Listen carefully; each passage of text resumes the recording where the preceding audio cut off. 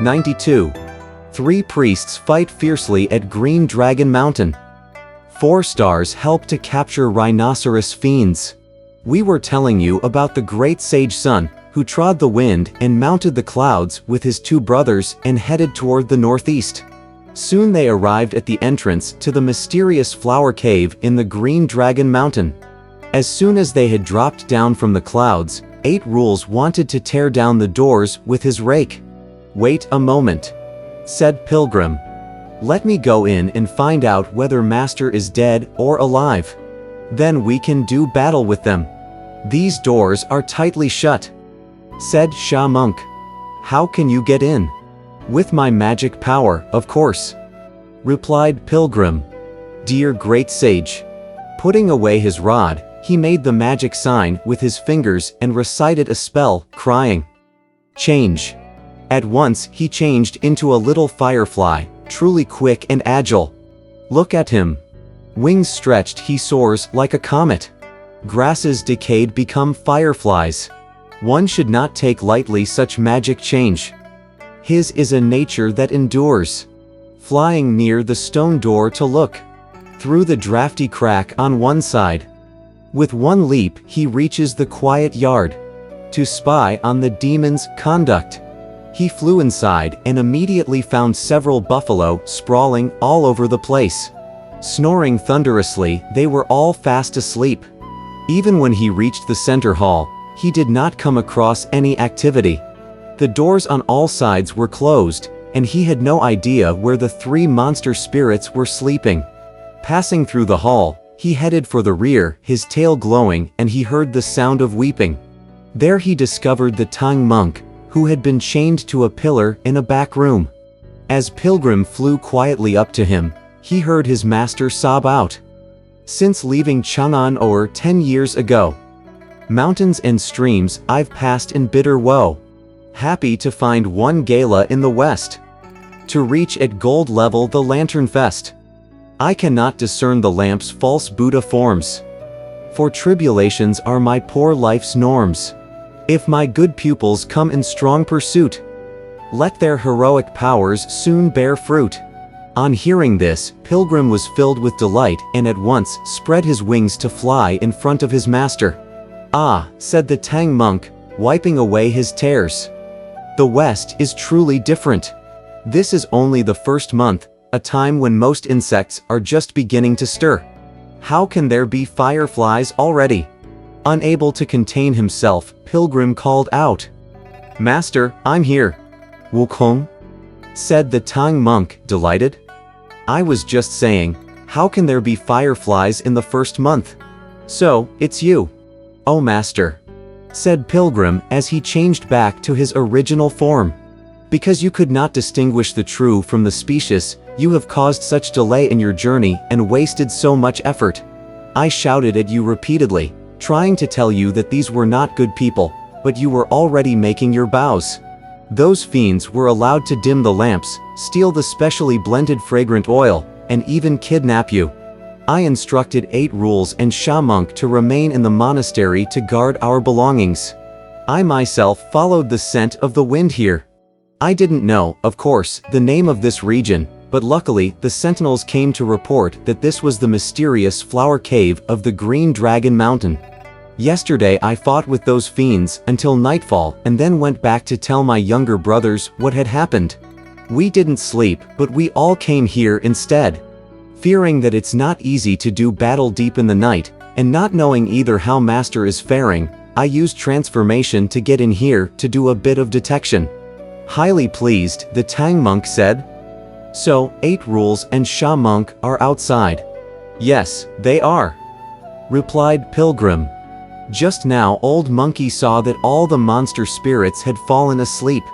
"Let me open the lock, bash down the door, and lead you out." The Tang monk nodded his head to thank him. Using his lock-opening magic, Pilgrim brushed the instrument with his hand, and the lock snapped open at once by itself. As he led his master out, he suddenly heard one of the monster kings calling out from one of the chambers by the side of the main hall. "Little ones, shut the doors tightly, and be careful with the candles and torches. How is it that there is no patrol or watch announcement? Why aren't the rattles sounded? That bunch of little fiends, you see, had been fighting strenuously all day and had therefore all fallen asleep.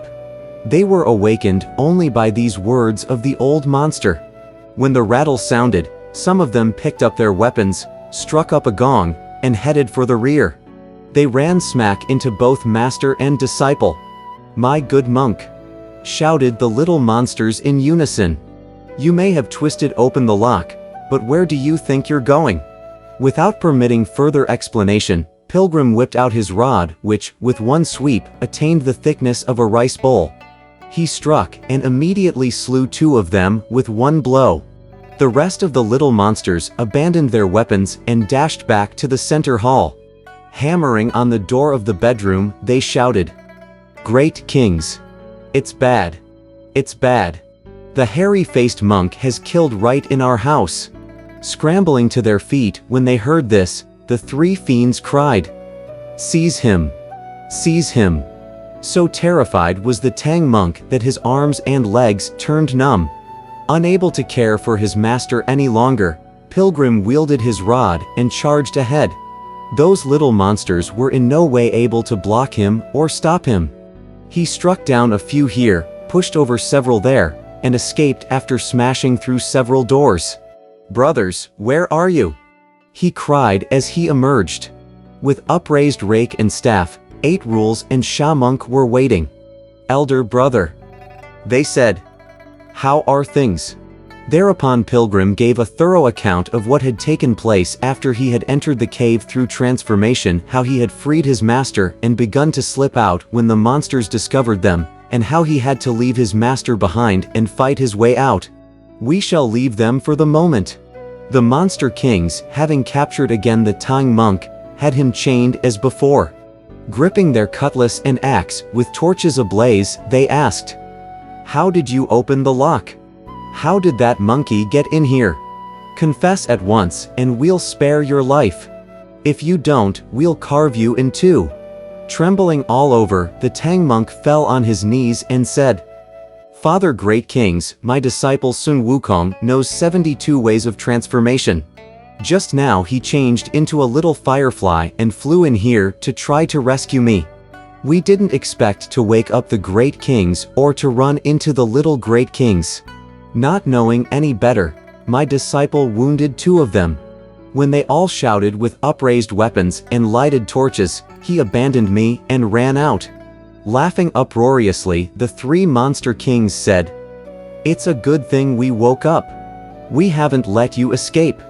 They ordered their little ones to shut the doors tightly front and back, and they were to do this in complete silence. "If they shut the doors tightly without making a noise," said Sha monk, "they might secretly be plotting against our master. We should get moving." "You are right," said Pilgrim. "Let's knock down the door quickly." Our idiot at once sought to display his magic powers. Raising his rake, he delivered a blow with all his strength and smashed the stone doors to pieces. "You oil-stealing fiends!" he cried in a loud voice. "Send out my master instantly." Those little monsters were so terrified that they rolled back inside to report, "Great Kings, it's bad. It's bad. Our front doors have been smashed by those priests." Greatly annoyed, those 3 monster kings said, "These fellows are impudent indeed." They immediately sent for their armor and, grasping their weapons, led the little monsters out the door to battle. It was then about the hour of the 3rd watch, and a radiant moon in the sky made it almost bright as day. Once outside, they wielded their weapons without exchanging one word. On this side, Pilgrim went for the battle axe, 8 rules opposed the huge cutlass, and Sha monk met the large cane. This was a magnificent battle. 3 Buddhist priests, with rod, staff, and rake, and 3 monstrous demons with added spunk. From battle axe, cutlass, and knotty cane, one hears only the sound of wind and dust. The first few rounds stir up such grievous fog. Colored mists soar and scatter thereafter. Around the body the rake's movements churn. Still more praiseworthy is the brave iron rod. A world's rarity is the treasure staff, to which the fiends are too stubborn to yield. The blade of the axe is both bright and sharp. The cane is knotty and covered with dots. The cutlass shimmers like a single-leaf door, opposed no less by priestly magic might. On this side they strike fiercely for their master's life. On that side they claw at faces to keep the Tang monk. The axe and the rod both strive hard to win. The rake and the cutlass both clash and meet. The knotty cane and the fiend-rooting staff go back and forth to display their power. 3 priests and 3 fiends fought for a long time, and neither side proved to be the stronger. Then that great King Cold Deterrent shouted, "Little ones, come up here." The various spirits rushed up with their weapons, and almost immediately 8 rules tripped and fell to the ground. Tugging and pulling, several water buffalo spirits hauled him inside the cave and tied him up. When Sha Monk saw that they had lost 8 rules to a bellowing herd of bulls, he struck weakly at the great King Dust Deterrent, and then turned to flee. He was, however, thrown face first to the ground by the spirits swarming over him. Struggling in vain to get up, he too was taken captive and tied up. Pilgrim knew then that it would be difficult for him to continue fighting by himself. Mounting the cloud somersault, he managed to escape. At the sight of 8 rules and Sha Monk who were brought before him, the eyes of the Tang monk brimmed with tears. "What a pity," he said.